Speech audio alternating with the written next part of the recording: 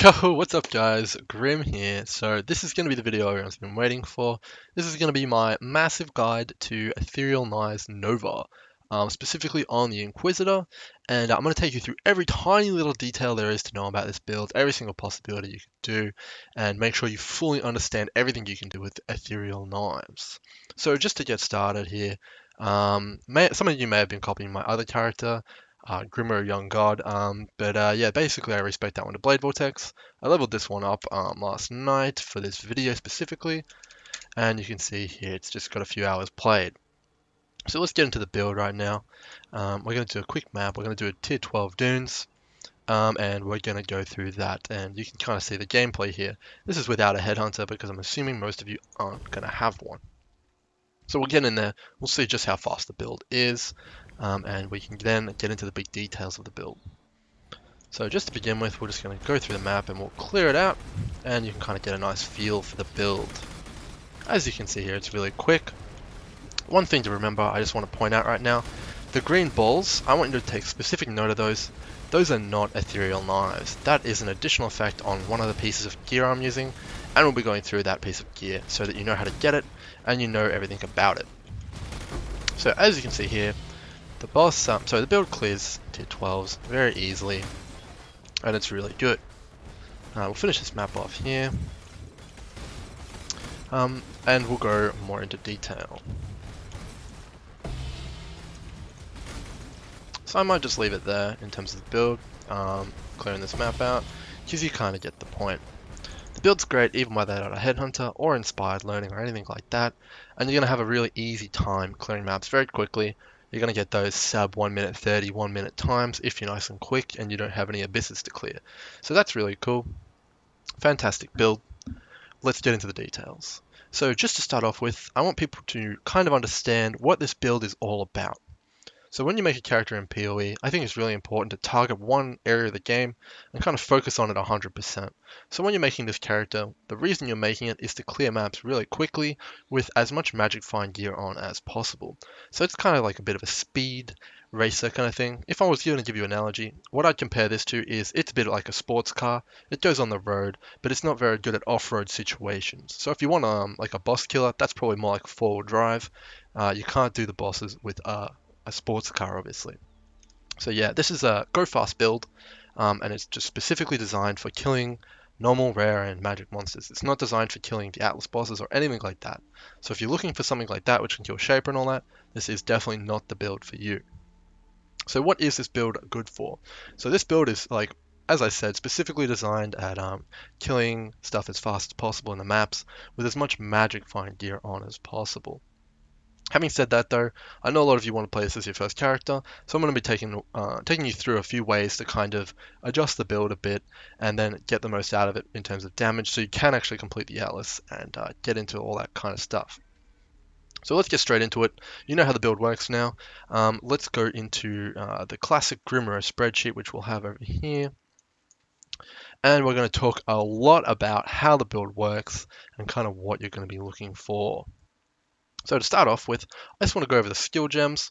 So we're going to start off here with our body armor. So the body armor we're using here is a 6-link. By no means do you need a 6-link, but if you're looking for a way to like kind of get into this build and all that stuff, I'll have a video on how to level up a Templar and acquire a 6-link very easily. That'll be coming up probably tomorrow, so you can check that out. So yeah, our 6-link here is Lionized Vision, and in the gems, basically what's in here is our Ethereal Knives kind of ability here that you were seeing us use before. So that's what goes in the chest piece, and we'll go into now like how we're going to link that up. So kind of the 4 mandatory skill gems that you want to have in there are obviously EK, and then you want Spell Echo, which basically is going to make your skills repeat. So when you do one cast, it's going to cast twice, and you get a massive more multiplier on your cast speed. If you don't know anything about more multipliers or anything like that, I got a big video on how damage works in PoE. You can go check that out as well on my channel. So yeah, Spell Echo, that's going to make our skills cast twice. Next up, so Ethereal Knives is a physical damage spell, so we're going to use what's called Physical's Lightning. And what that's going to do is it's going to give us a bunch of extra lightning damage in place of our physical, and just really juice our damage up a lot. So that's just kind of flat damage. Next up, we got increased critical strikes. So the reason we use this is because we're playing a crit build, and crit builds need a high chance to crit, otherwise they're not going to do any damage. So we throw this in there, and it's going to give us a much higher chance to crit, which will make our build more consistent and feel much better when we're doing maps. So next up, we have a few options. So in terms of our fifth link, so as you can see, those were the 4 mandatory kind of links. For the fifth link, you have a few options, and we'll go over those now. So for number 5, if you're doing clear speed like we were just doing in that Dunes map, you want to use faster projectiles. And the reason for that is because EK is technically a projectile skill here. When you get increased projectile speed, it's going to make each of the knives travel further off the screen. And basically that's just going to expand the radius of kind of what you're hitting. So you can go from hitting a small circle on the screen to hitting almost the whole screen, and sometimes even off the screen. So that's why we use faster projectiles there. It's going to increase our clear speed. However, if you want to go for the massive damages and you're trying to kill bosses, you can swap the faster projectiles out for slower projectiles, which is going to give us another more multiplier, which will increase our damage a lot. So for speed clearing, faster projectiles; for bossing, slower projectiles. So finally, our sixth link is generally going to be a red if you're using the chest piece I am using. However, if you're using a different one, we'll go into that later, and I'm going to give you some options there. But it's going to be either added fire or an empower level 4. So if you don't have an empower level 4, you're going to throw added fire in there. But if you do, you're going to use empower. And that's just more damage. So now that you understand the kind of gem links behind EK, that's really cool. And you can kind of choose which ones suit you the best at the time. So we'll move on here. And we're going to talk a little bit about our helmet links. Actually, we're going to save that for later because that's kind of a specific instance. We're going to talk about that when we get to gear. So in terms of our what's going in our weapon or our shield, what we're going to put in there is Herald of Ice, which is basically going to be an aura on yourself, which is going to make it so whenever you freeze an enemy and kill them, they explode, and they're going to explode in a little radius around them. So we're going to link that up with Curse on Hit and Warlord's Mark. So what this is going to do for us is when we explode an enemy, everything that's hit by that little explosion when it was frozen and killed is going to curse everything around it with the curse Warlord's Mark. And what Warlord's Mark does is basically whenever you hit those cursed monsters, you're going to gain a little bit of life back, as you can see here on the skill.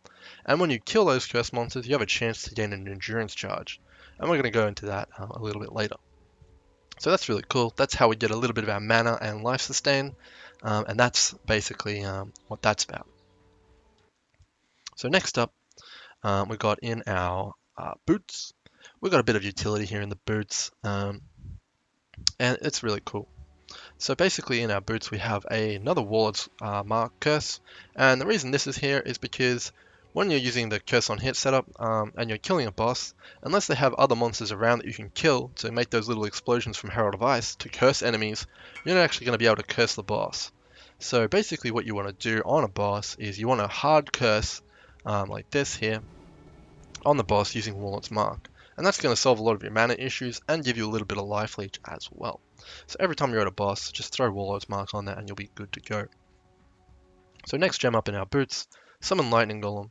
So basically what this little guy does is you'll summon him out and he's going to give you a little bit of a buff. And what that buff does is it just gives you 9% increased attack and cast speed. So attack speed is going to increase our shield charge speed, which is going to be what our build's all about. And cast speed obviously increases our EK cast speed. So that's really cool. You want to try and keep him up as much as possible. Next up we've got Hatred, which is just an aura which we're going to be having on. As you can see here, what it does is it just basically, for our physical damage amount, we gain 35% of that as additional cold damage, which is really good. Again, if you don't know anything about damage, you can check out the video I've got on my channel. So what that does though, it will reserve a bit of our mana, which is fine, so no problems there. Just more damage. And then finally, I've got listed here that you can put Blood Rage in the boots. Blood Rage is really good. Basically what Blood Rage does is it's going to be how we're getting our Frenzy charges, which again we'll go into a bit later. But Blood Rage is basically, as it stands, going to give you a lot of attack speed, which is really fantastic. Increase our shield charge speed again. And it's also going to put a bit of a downside on you, and that is, when you have it on, it's going to put a degeneration buff on you, which is going to basically eat away at your life a little bit. But the trade-off is worth it, trust me. Going faster is better, and frenzy charges are insane. So when we get to those, you'll understand. So in our gloves, this is really important.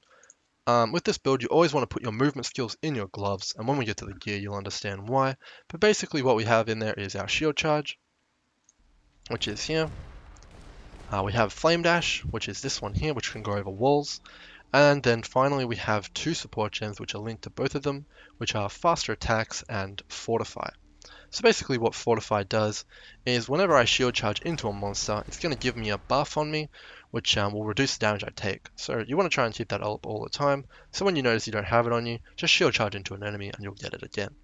So faster attacks is just going to increase the speed that we shield charge, so that's really simple. So moving on, in our shield, we have a bit of an optional one here. So all of these are kind of optional really, but we have a bit of a defensive setup here. So we have what's called cast on damage taken and a mortal claw, which is a pretty common setup in PoE.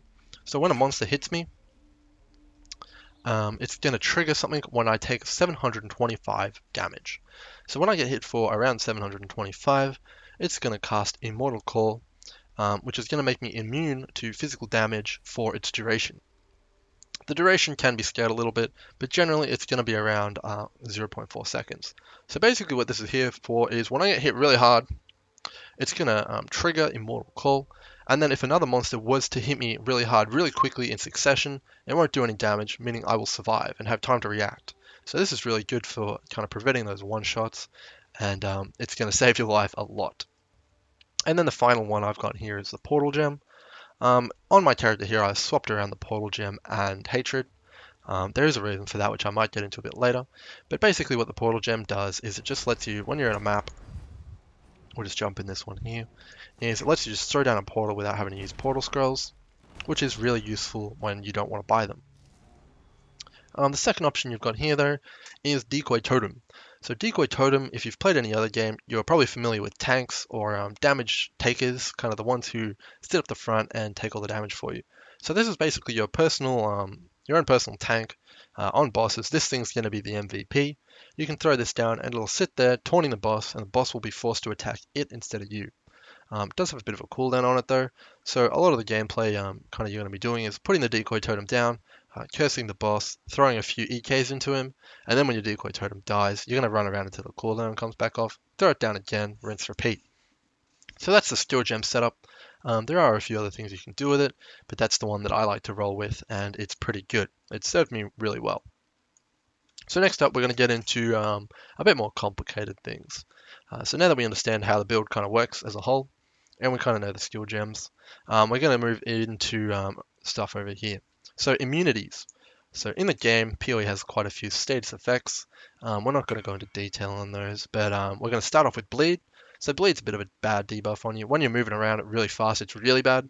So kind of like if you're bleeding and you're moving, it's going to do a ton of damage to you. So we need to remove this whenever we put it on us. So when a mob bleeds us, what we're going to do is we're going to have what's called a staunching flask, which you can see in here. This one here. So whenever I use this flask, it's going to remove bleed effects from me. So you can press that and it'll be removed from you. So that's the first immunity we want to have, and you must have this on pretty much all your characters, otherwise you're going to be dying a lot. So that's bleed. We've also got shock here. Shock is 100% mandatory for this build, and the reason for that is that our damage flask over here, Vessel of Victor, will actually shock our character. And what shock does is it'll make you take 50% more damage. That's a lot of damage. We don't want that, so shock immunity is a must-have. I've got it here on my Basalt Flask. And then the next two are freeze immunity, which is basically just a stun. It can last quite long, so you need to be able to get out of those stuns. And then you've got poison. So the way you get poison immunity here is from the Pantheon, and it's going to be over here, Soul of Shikari. I don't have it on this character because it's pretty new, but basically the way you get this is from the Desert Spring map. You jump into that, you put a Divine Vessel in there, which I'll try and show you if I have one of these here on me. One of these in there, and you do the map, you kill the boss, and then you hand this into the NPC Sin in Act 9 or any of the later acts, and you'll be able to get poison immunity. So that's really cool. You're going to be immune to bleed, shock, freeze, and poison. So those are the main ones. Curse and Ignite aren't too big a deal, but you can become immune to those as well if you want. So now we'll move on to utility. So kind of the utility behind the build is a few different things. So the way we generate our power charges, which will give us increased critical strike, is using an item called the Blue Dream. So the Blue Dream is a unique jewel, which you can slot into the skill tree over here, which you can see. And I always 100% recommend putting it up here. So its effect is, whenever there's lightning resist in its radius, which you can see here, this massive blue ring, it's going to give you the lightning resist kind of percent as a chance to gain a power charge when you kill a monster. So as you can see down here, we've got lightning resist, so we have a 15% chance to gain a power charge on kill, which will give us more critical strike. So that's that one. That's how we generate our power charges. In terms of our frenzy charges, so it's pretty similar. Blood Rage, the spell we talked about earlier, when we put that on and have it on us, and we kill a monster, we have a chance to gain a frenzy charge on kill. So that's power charges and frenzy charges. So frenzy charges basically just give you more attack and cast speed, which is really good. And then finally, endurance charges are what we talked about on our curse on hit setup with Herald of Ice, those little mini explosions. So when we kill a monster and it explodes and curses everything around it, when we kill those cursed monsters, we have a chance to gain an endurance charge, which is basically going to make us more tanky to physical damage. So that's really good. That's how we get all the charges on this build, and I would recommend using all of them. So next up, sustain. How do we keep alive? How do we get our mana up and all that kind of stuff? So there's only really two different ways, kind of three if you want to count the curse, which we were talking about earlier. But basically, the way we're going to keep our mana up and the way we're going to keep our life up is on our boots. In this game, you can get an enchant on your boots called Leech as life and mana if you've killed recently. So you might think 0.5% isn't a lot, but when you're doing a lot of damage with the build, 0.5 is well and surely enough to completely sustain all of your mana and life. Sorry, not really 100% on the life, but 100% on the mana. You can survive without any other leech for life, but it's kind of a bit sketchy. But mana, 100%, this is all you need for your mana. So make sure you 100% get leech on boots. 100, really, really mandatory. You need to have it. It's a must-have for the build. Completely change the boots that you're using from ones recommended in this build if it means getting it. Because if you can't get them on Gold Realm or anything like that, I would recommend just buying a pair of rare ones so you do have it. So yeah, I can't emphasize how important that is. Really good. Next up, we got Life Leech from our Vessel of Vinctar. Basically, what this thing does is it's going to give you 20% of your lightning damage leeched as life during the flask effect. So 20% of lightning is a lot when we have so much lightning damage. You can see here, like the most part of our ethereal knives is lightning, so we're going to be leeching a bunch of life from EK. So that's really good. That's how we cover our sustain. And then finally, we have a few bits of sustain from Warlord's Mark, which we talked about earlier. So each character in PoE is allowed to have one curse, one totem, and one golem as a baseline. So the one we're using for our curse is Warlord's Mark. That's we talked about earlier. Put it on the bosses, get a bit of leech.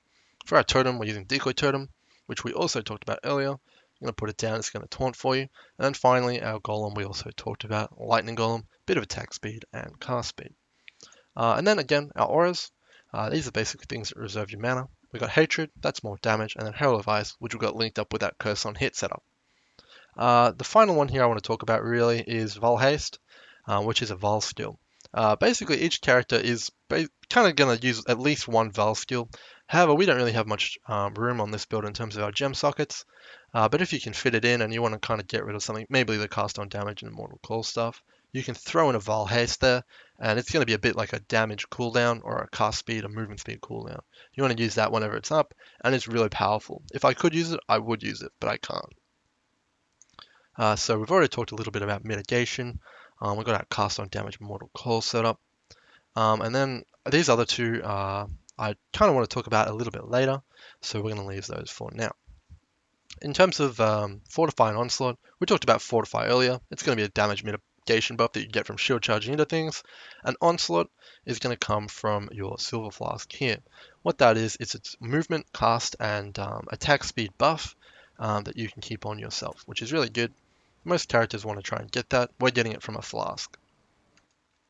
So moving right along, we're going to get into the gear now. So this is going to take a while to explain, but it's going to be well worth it if you want to stick around. So for our body armor, we have 4 different choices. I'm going to try and describe these pretty quickly, but Lionized Vision is the one I'm using here. What this one's going to do is it's going to give you a bunch of life, and it's going to make it so that you get free Pierce on your projectiles. So when you're playing EK, you absolutely need to have Pierce, because if you don't, when the projectile hits a monster, it's just going to despawn, and you'll only be hitting one monster, as opposed to hitting all the monsters when you pierce through them all. So that's really important. Pierce is something you absolutely need to have on your build, and this gives it to you for free. So what that allows us to do is essentially have a 7 link. Because we don't need to use Pierce in our 6 link setup, we can add other really cool things like Empower. So really nifty, really cool. Next up we have Impulse's Broken Heart, which I can bring up here on the wiki for you. What this chest piece does is basically give you shock immunity. And the advantage of having shock immunity is that when we're trying to go for our immunities up here, oops, we're going to go back to EK. When we're going for our immunities up here, currently we're using a grounding flask. Ideally, you don't want to be using these utility flasks. What you want to be using is damage flasks. So if you can get shock immunity from somewhere else, you can drop a utility flask, allowing you to take up another damage flask, doing more damage. So what Impulses does is, you can see over here, is it will give you unaffected by shock, which is essentially shock immunity. And that's going to be really valuable because we can drop our shock immunity flask for what's called Taste of Hate, which I can show you in the game here. I believe I have it in my map tab over here. Rolled maps. Oh, we don't have it. It's actually on another character, but basically what Taste of Hate does is it will give you more cold damage as a percentage of your physical. It's also very defensive. It'll give you a ton of defensives, so it's really worth using if you can. So what you do when you get Impulses, instead of Lionize, is you can take off a utility flask because you're now immune to shock, and throw in that Taste of Hate. So that's really cool. I would consider Impulses a bit of a utility kind of chess piece. Okay, so we'll call this one the main damage. Lionize is going to give you the highest single target damage, and Impulses is kind of utility. It's a little bit of defense, and it's a little bit of damage as well, but it's not going to be strong as Lionize, and it's not going to be kind of as defensive as the next one coming up. So the next chess piece we have to talk about here is Belly of the Beast.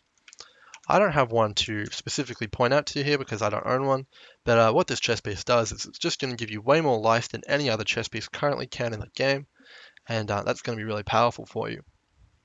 So this is the most defensive option. It's going to give you tons more life than both of the other ones. However, you're not going to gain any damage from putting this chess piece on, so it's the lowest damage one out of all of them, but the most defensive. In terms of speed clearing, if you're on hardcore, Belly of the Beast or Impulses is probably the way to go, but if you're looking for that damages, Lionized Vision, you can't really look past that one. Finally here, a bit of an honorable mention is an Elder chess piece. Basically with the Elder chess pieces, what you want is high life roll, 100 or so, and then you were looking for specifically +1 to active skill gems and increased critical strike chance of socketed skill gems. So as I said earlier, we're a damage build. We want to get that critical strike, and we want that for our damage. So getting increased critical strike on our skill gems is very good. So now that we've talked about the body armors, and we've kind of got 3 different build paths that we can kind of go down. We've got Lionized Vision for damage, Impulses for kind of utility, getting that shock immunity, and then Belly of the Beast for the massive defensive boost. I want to kind of move on to stats to get, because that's going to really help out with you guys when we talk about the rest of the itemization. So now that we understand the 3 different build paths, when we're getting our stats, we want to understand that EK is a physical damage spell, it's a projectile, and we're going critical strike. So when we're looking for those kind of 3 things, we can kind of decide which stats we want. So every character in the game wants to go for as much defense as possible wherever you can. So we want to get as much life on our gear as possible.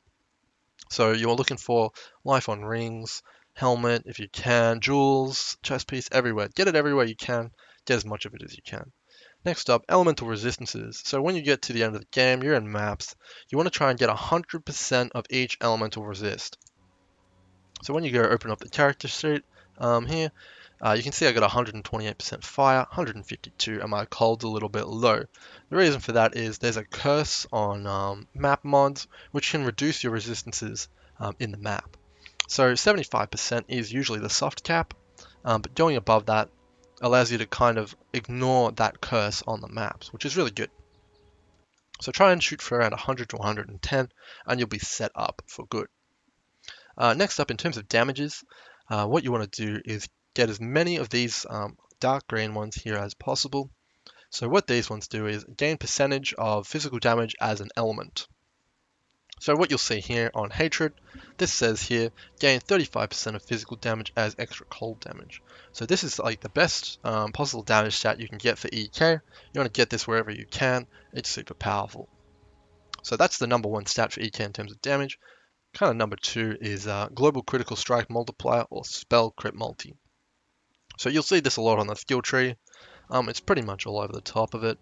You got some here, here, and here. That's really good. Get that. It's going to increase your damage a lot. Next up, we've talked about early resists. So next, you want to kind of look at some other ones. So you've got increased physical damage, cast speed, increased spell damage, kind of generic stuff here. That's all just going to juice up your damages quite nicely.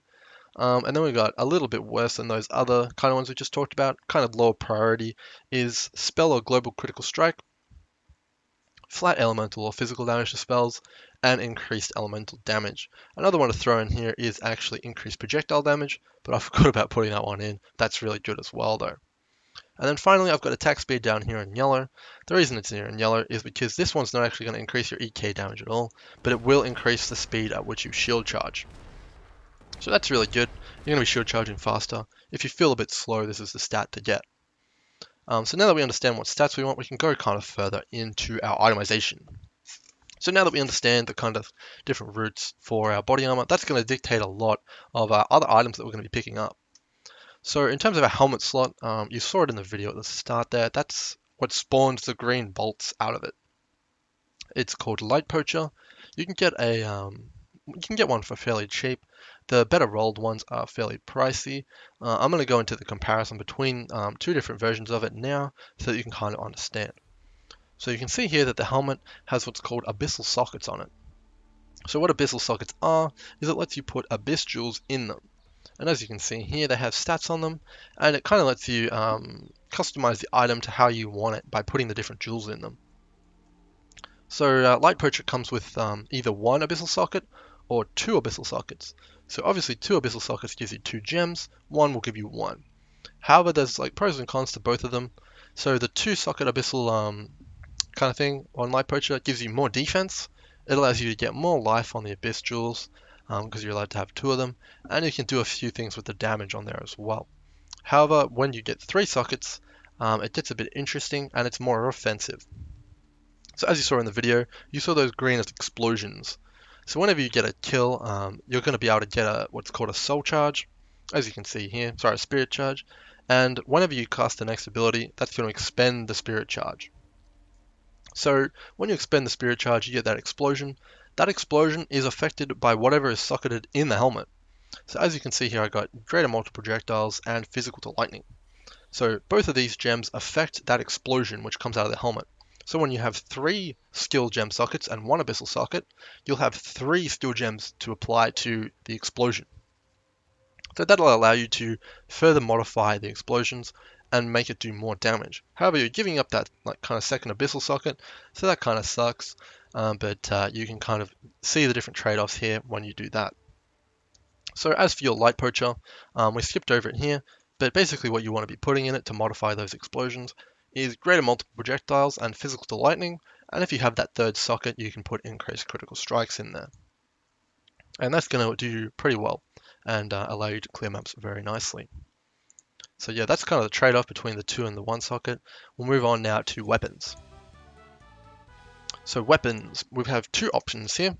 We can either use Brightbeak or we can use a rare dagger or a scepter. So as we talked about earlier, there's a few stats we're looking for: spell damage, spell crit, crit multi, and percent physical as elemental. So that's kind of what we're looking for on a dagger or a scepter. So we already know that. What Brightbeat does is it just increases your shield charge speed immensely. You're going to be going very fast with this weapon, faster than any rare can ever give you. So basically, when you're killing bosses, you want to be using a rare dagger or a scepter. When you're clear speed, kind of doing things really fast, you want to be using Bright Beak, which is the clear speed kind of weapon. So that's really cool. Just make the decision there, one or the other. As for your boots, there's a few different options here. So Goldworm. This is a magic find item. We're going to get into that in the next video. So we're going to ignore these here. But basically, if you're doing the Atlas, you don't want to be using Goldworm because it's a purely magic find item, which is intended for making currency. So if you're just trying to level up or you're trying to complete the Atlas or anything like that, you don't want to be using these. So I've got here Voidwalker boots.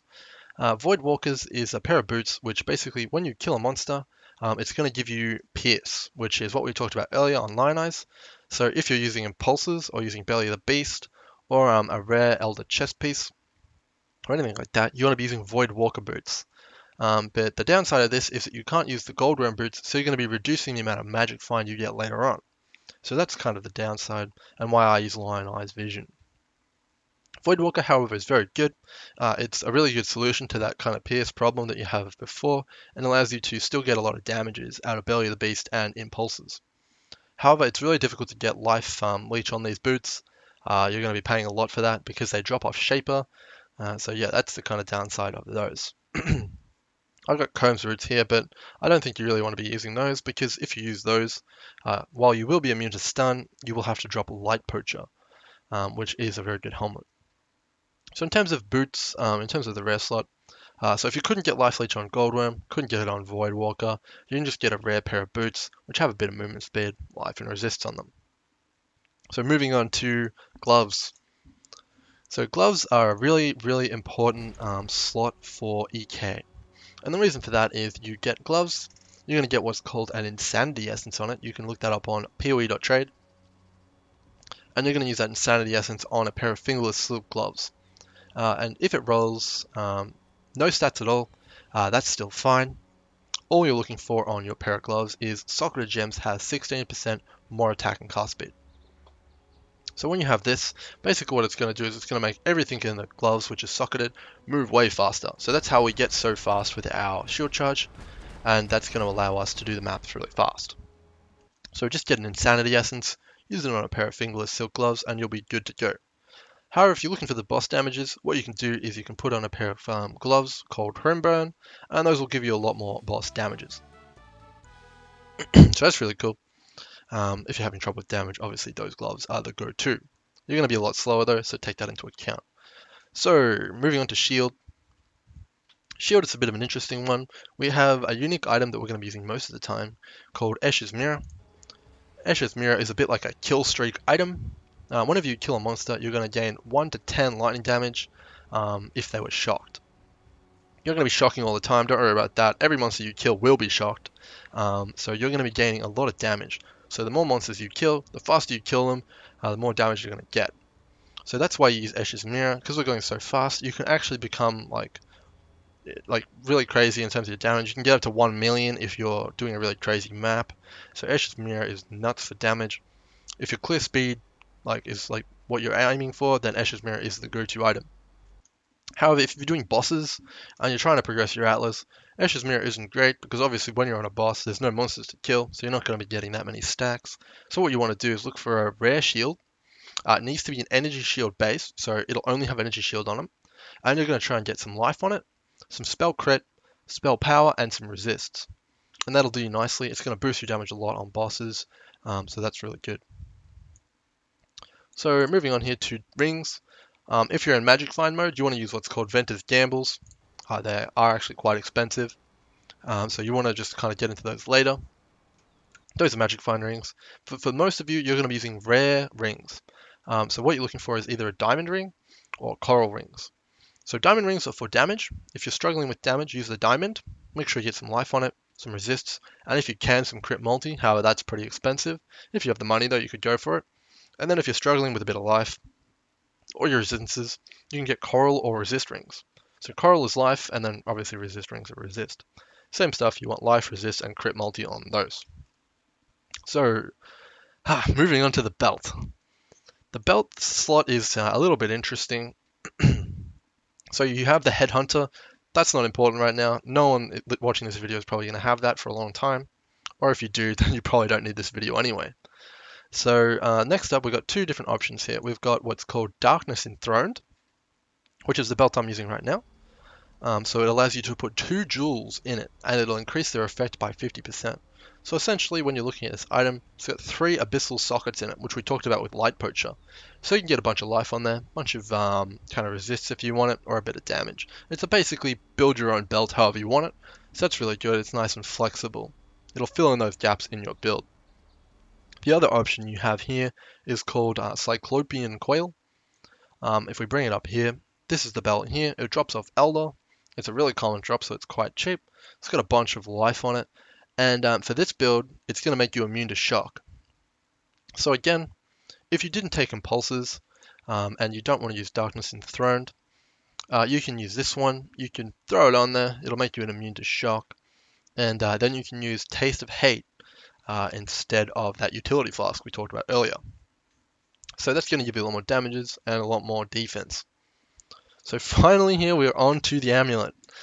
Sorry if this is a bit of a long video guys, but I really wanted to make sure you knew everything about EK and you didn't have any questions left. So for our amulet we have our magic find option here, which is Bisco's collar. It's super expensive, don't worry about that too much. If you're just doing bosses, you're doing the atlas, you just want to get through it real quickly. I recommend a rare amulet with some life on it, bit of resist if you need it, some spell damage if possible, global crit chance, and crit multi, which we talked about earlier. So that's kind of your gear options. So just to sum it up here, you've got a lot of multi-option kind of things here. On your character, when you're completing the atlas, you're kind of progressing through, just doing the maps. You don't have a shaped atlas yet. What you want to be doing is using the rare variants in all of these. So when I said there was a magic find option and a rare option, you're going with the rare option. And when I said there's a clear speed option and a rare option, you're going with the rare again. Because the rares are always going to give you way more damage than those clear speed options. And when you get to finishing off your atlas, so it looks kind of like mine, you've shaped all your maps tier 11 to 15. If you're looking for a way to do that, I've got a video on that on my channel. And you've done that. That's when you want to put on that magic find gear. That's when you want to put on the clear speed stuff. And you start going real fast. You jump in your sports car and you're off. So that's when you want to make that transition. Before that, make sure you're using the rares. They're really cheap to get off PoE trade. And you're going to have a much better time using those as opposed to all this unique stuff.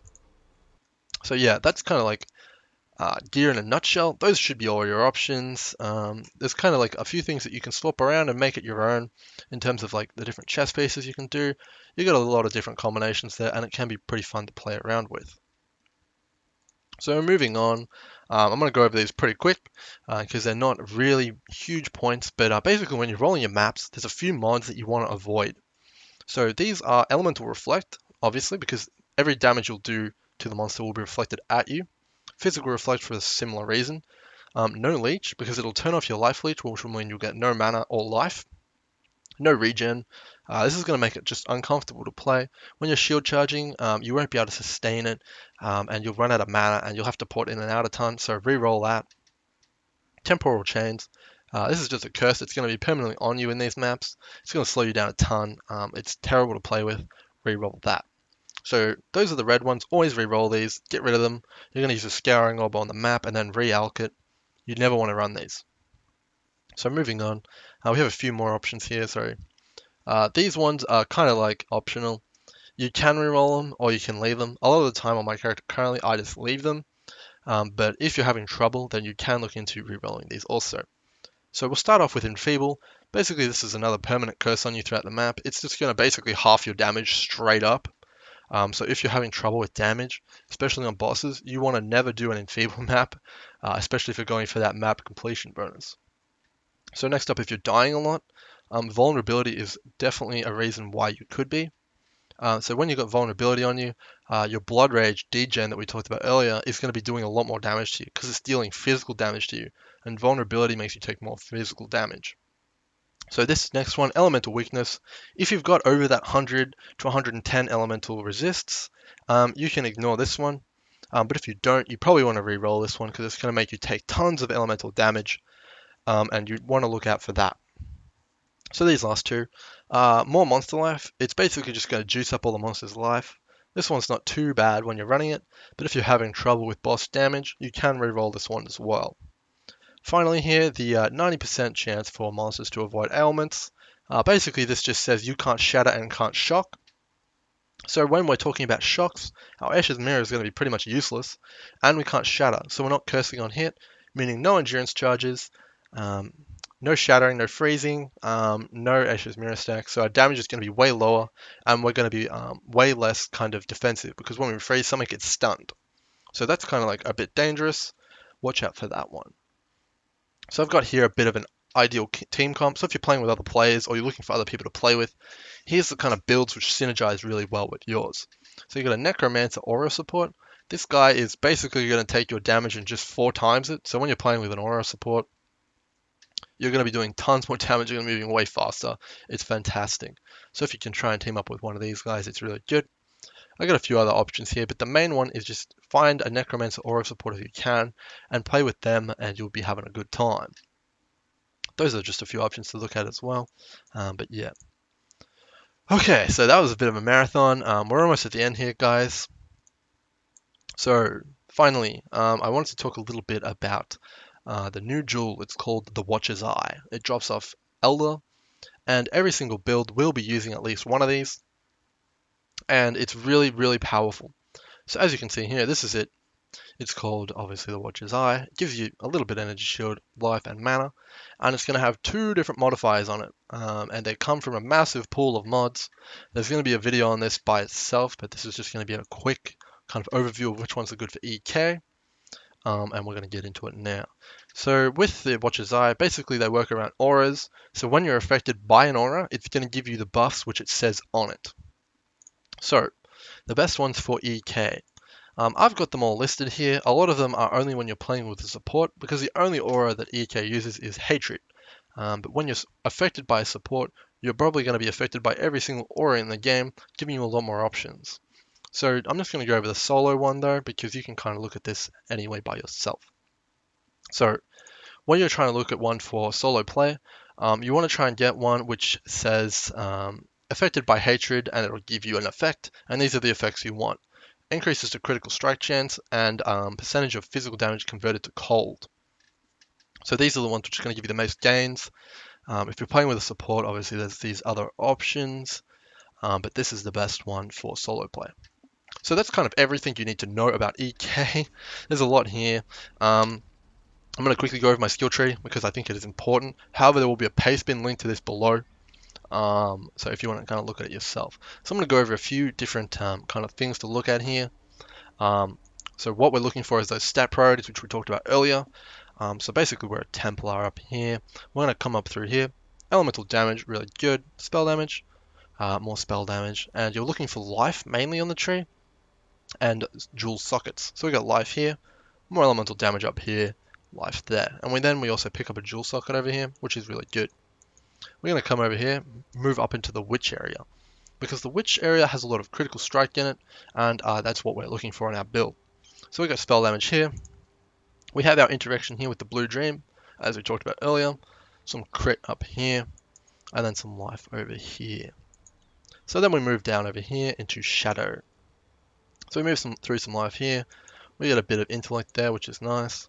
We got some cast speed here for just kind of general utility, as we talked about earlier. That's just some more damage. We got our best stat up here, crit multi.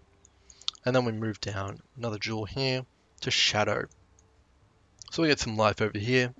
Some more critical strike and crit multi up here. And then we're going to go through, get the physical damage up here. And as you can see, we have a conversion roll up here. Gain 5% of physical damage as extra chaos, which is another one of our best stats. So that's really good over there. So we come down here, more crit, more spell damage, kind of the same thing. Life, projectile speed, which is going to give us a better area around our tree. And all that good stuff over there. So that's just more crit, more damage, all that kind of stuff, more life. That's all we're really looking for. Crit, damage, life, and jewel sockets. So one really important thing to note here is that the Inquisitor has a bit of a tough time applying the threshold jewel for EK. And that is called Ring of Blades. So without Ring of Blades, you're not EKing over, you're just EK, and you'll see it's like in a straight line in front of you. So what we need to do is put that EK gem in. And for it to be able to activate, it needs to have 40 dexterity in its radius. So basically what that means is it needs to have 4 nodes in it, which say plus 10 dex. So to get those, it needs to be 4 green. You don't need to actually have the nodes, but they just need to be in its radius. So if I put it here, you can see here that it wouldn't have any dex in its radius. So you can't put it there, not here, you can't put it over there or here either. So we actually need to only put it here. Make sure it's socketed in there, otherwise it won't work. So this dual socket is really important to get, and it's the main one you want to be looking out for. So this is kind of going to be part 1. It's going to be the general introduction to EK. Hopefully I've covered everything you kind of wanted to know in this video. There's a lot to it. There's going to be a part 2 coming up. It's going to talk about inspired learning. It's going to talk about Headhunter. And it's going to talk a little bit more about kind of optimizing everything and making sure you understand everything in depth. So I've kind of skimmed over a lot of things here, and I think that it would be really cool to have everyone post their comments or questions about the build in the description or the comments or whatever, and then in the follow-up video, the part 2, I can answer all of them in that video so that you 100% know everything you want to know about EK, and that's going to be really exciting. So next up, it's going to be about Headhunter and Inspired Learning. I'm going to show off the skill trees for that. So that spreadsheet which we went over, it's going to be in the description. The paste bin to my path building for this build will be in the description. I just wanted to go over real quick about the Inquisitor Ascendancy. So basically, first off, what you're going to be getting first is Instruments of Virtue. So what this does is whenever you shield charge, you're going to be getting an increase to attack and cast speed. And that's really good. So every time you're on a boss, make sure you're shield charging every so often to keep up that buff on you, because it's not permanent. You need to shield charge to activate it. And then similarly, when you cast a spell, you'll gain increased damages, and that's really good.